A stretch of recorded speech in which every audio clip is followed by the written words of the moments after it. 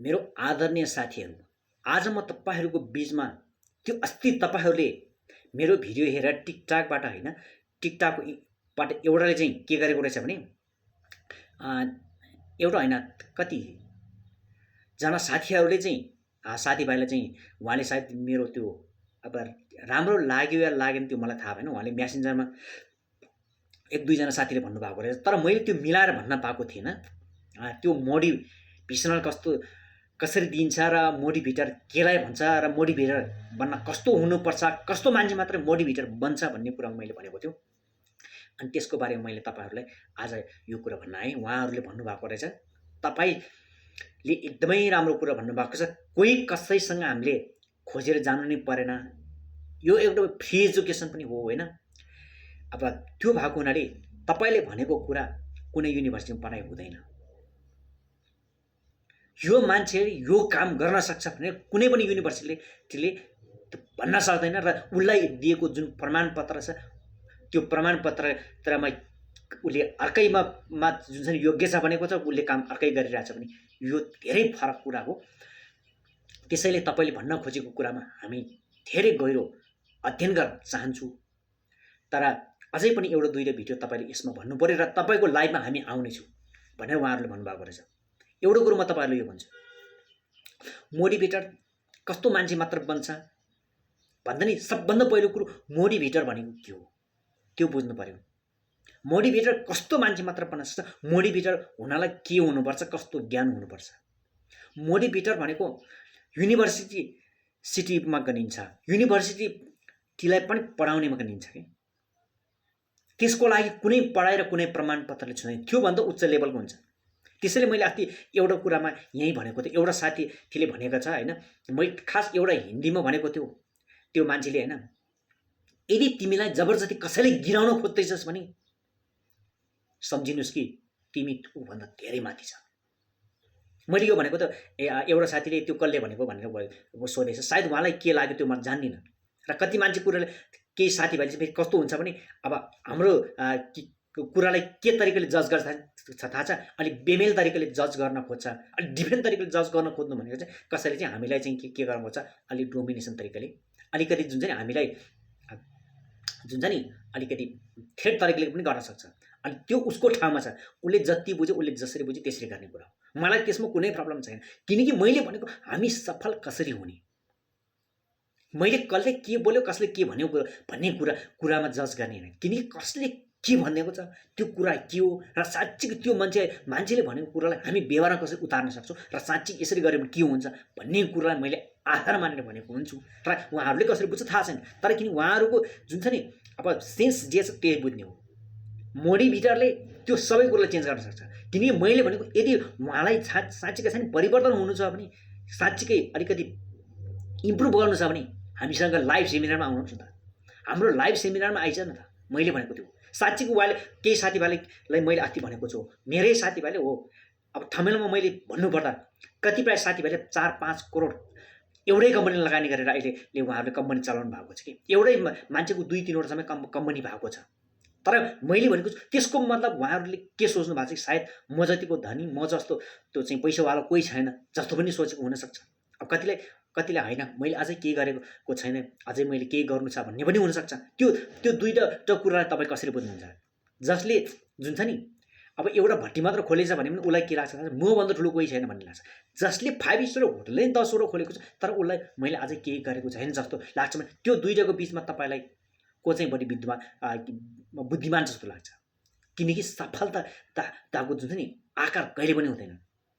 सफलता यति धेरै ठुलो कुरो हुन्छ, सफलताको कुनै आकार हुँदैन, सफलताको कुनै सीमा हुँदैन, तर क्षमताको पनि कुनै सीमा हुँदैन। भने क्षमतालाई कुनै त्यो मिडल पर्सनको मान्छेले जज गर्न सक्दैन। मिडल पर्सनको मान्छे भने के हो थाहा छ, न तलको न माथिको, त्यसले जहिले पनि अरूलाई डाउन गर्छ, अरूले हेप्ने र जुन चाहिँ होच्याएर बोल्ने मात्र कुरा गर्छ, त्यस्तो मान्छे कहीँ पनि काम लाग्दैन।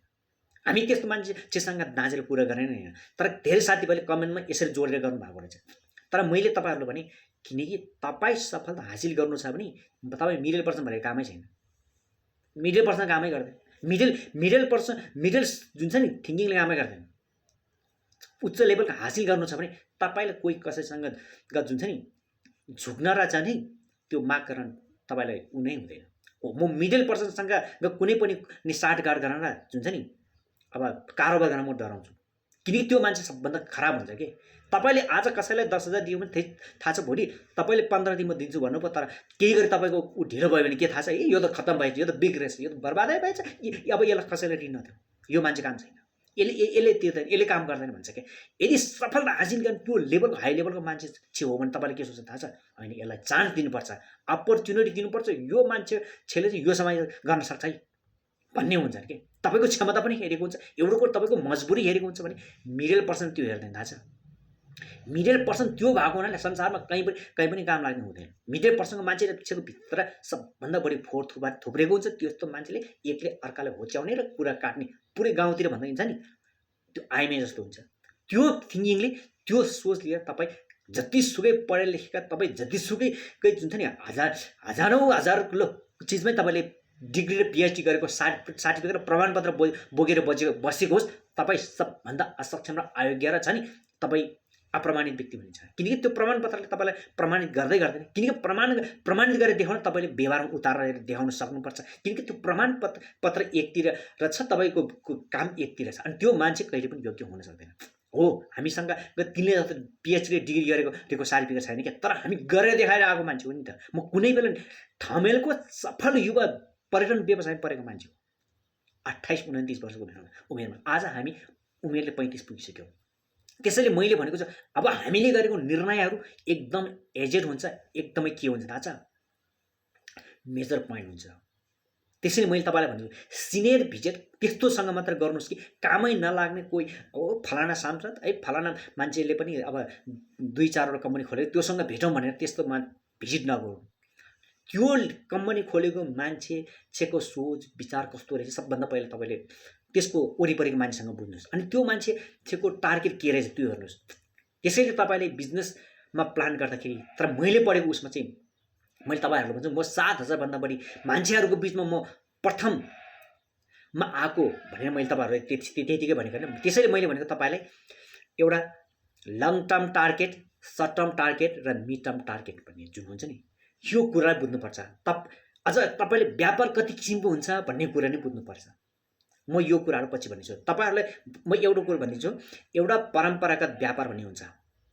परम्परागत व्यापार भने कति वर्ष अगाडि हुन्छ, 70 देखि 80 वर्षभन्दा पुरानो हुन्छ, करिब 100 वर्षको बराबर नै हुन्छ, तर कम्तीमा 70 देखि 80 वर्षको हुन्छ परम्परागत व्यापार भनेको। अनि त्यसपछि एउटा मान्छे राखेर गरिने व्यापार हुन्छ, त्यो 60 देखि 70 वर्षसम्मको हुन्छ, र एउटा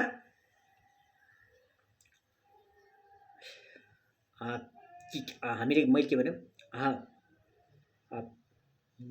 के अरे हामीले के भनेको छ, हामीले एउटा बहुल कम्पनी भनेको थियो हामीले। यसलाई चाहिँ के मल्टी लेभल भनेको नेपालीमा मलाई बनाएन। जुन मल्टी लेभलको बिजनेस भनेको छ नि, त्यसमा के हुन्छ थाहा छ, तपाईँले व्यापार गर्ने तौर तरिकाहरू धेरै फरक हुन्छ। तपाईँ मात्र साउ होइन, तपाईँका आउने ग्राहकलाई पनि साउ बनाउन सक्ने जुन छ नि क्षमतालाई दिने हुन्छ। यसको बारे म तपाईँहरूलाई लाइभ सेमिनारमा मात्र भन्न सक्छु। फेरि जुन अघि भन्यो, जो परम्परागत व्यापार भनेको छ त्यसको चाहिँ के हुन्छ, सीमित ग्राहक हुन्छ, त्यो सिंगल व्यक्तिले मात्र चलाउन सक्छ। र जुन मान्छे राखेर गरिने व्यापार हुन्छ त्यसमा चाहिँ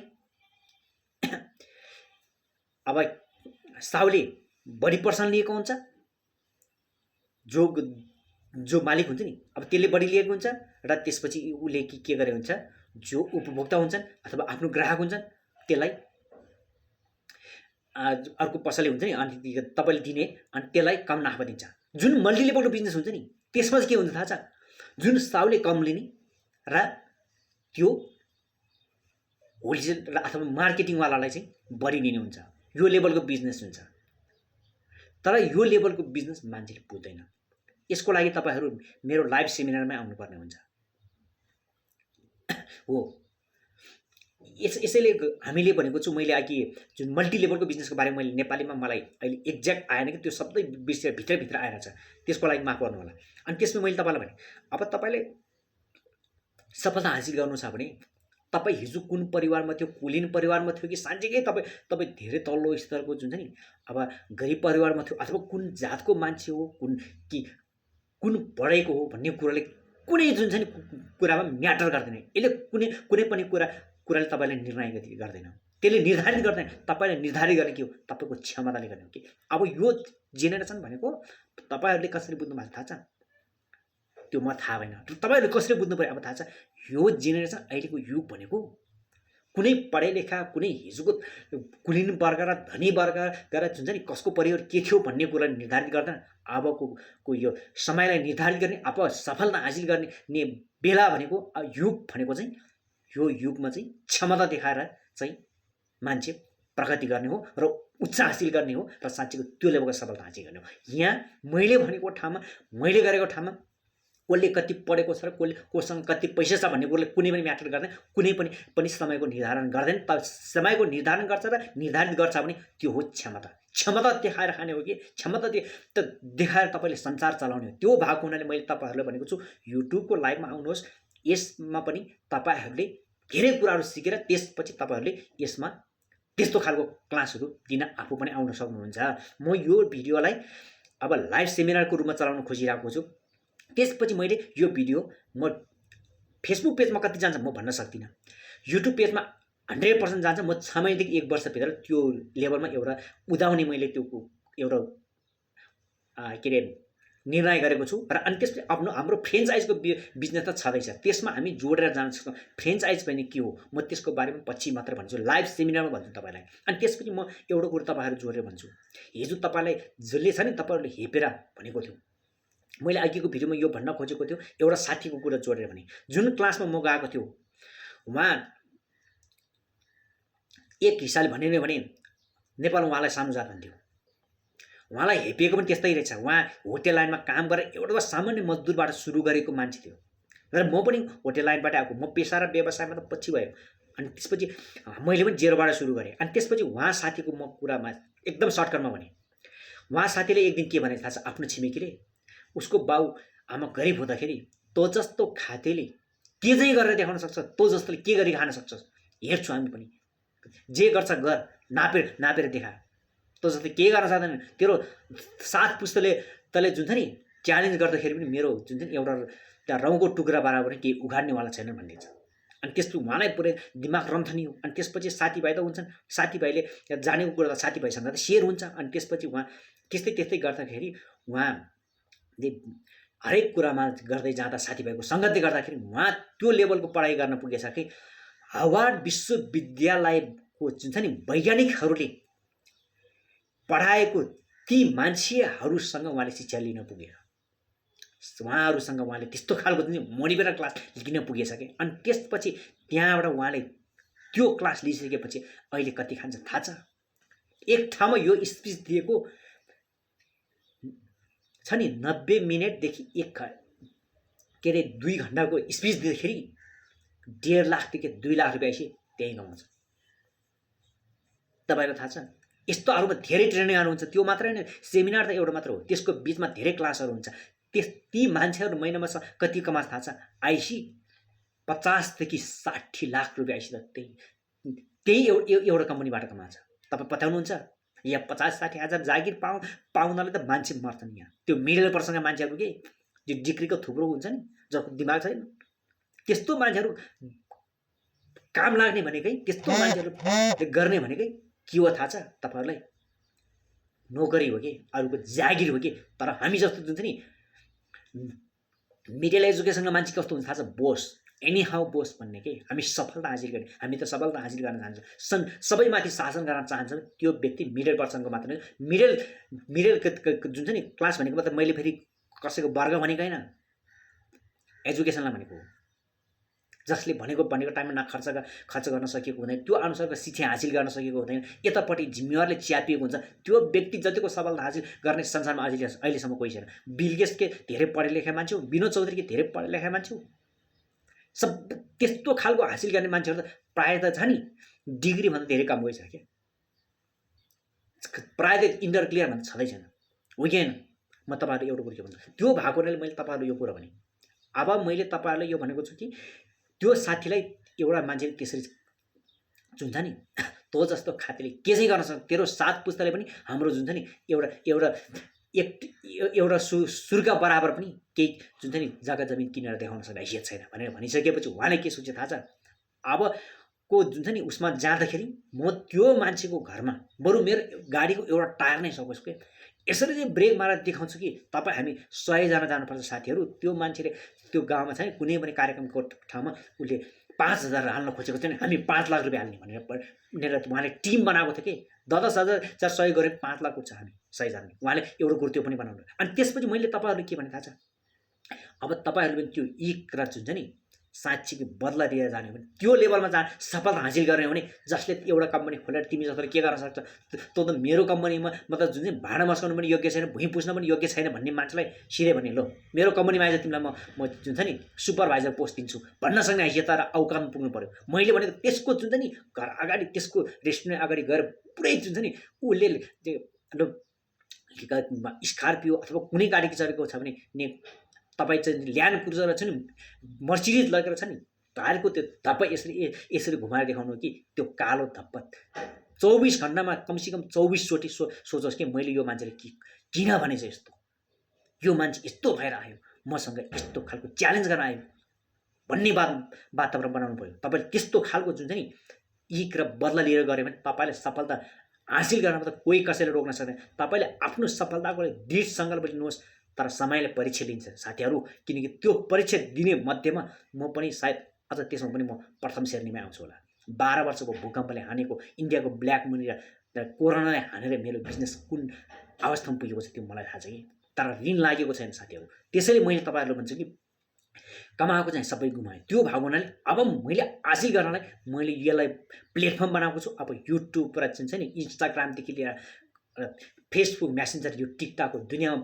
पुरै यो लाइभ चलाएर यो लाइभ सेमिनार दिएर जुन चाहिँ मोटिभेसनल क्लास दिएर नै हामी लाखौँ लाख मान्छेलाई थुपारेर यसमा चाहिँ करोडौँ कमाउन सक्छ एउटा माध्यम यो पनि छ र बिजनेस त छँदैछ त्यसैले मैले भने फ्रेन्चाइज बिजनेसको बारेमा म तपाईँहरूले अर्को सेमिनारमा मात्र भन्न सक्छु हस्त धन्यवाद मित्रहरू आज पनि कति प्राय कुराहरू भन्न खोजेको जस्तो नमिलेको हुनसक्छ अझै मुख यो पाकेर थोरै मेरो ऊ भइरहेको छैन म त्यो भएको हुनाले तपाईँहरूलाई फेरि भन्नेछु हस्त धन्यवाद साथीहरू अर्को भिडियोमा पनि क्लियर पार्नेछु र अब म लाइभ सेमिनारमा आउनेछु साथीहरू छिटोभन्दा छिटो है सबै साथीभाइहरू जोड्नु होला।